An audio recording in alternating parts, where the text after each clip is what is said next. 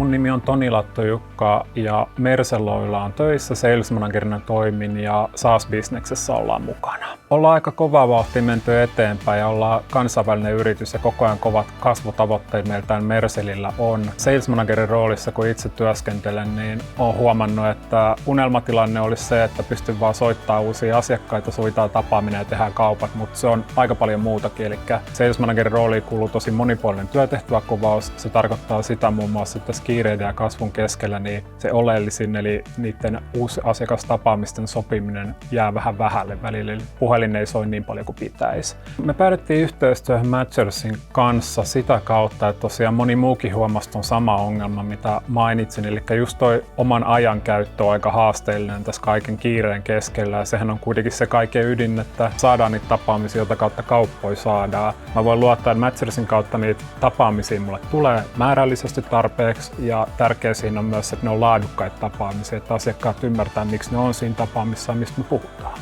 Ehdottomasti suosittelen Matchersia nimenomaan sen laadun takia, eli tiedän, että sieltä tulee niitä laadukkaita tapaamisia, tiedetään siinä tapaamisessa ja mistä on kyse. Ollaan saatu jo siinä asiakkaassa sitä kiinnostusta heräämään ja kaikille yrityksille, joita kiinnostaa lisätapaamiset ja lisämahdollisuudet kaupantekoon.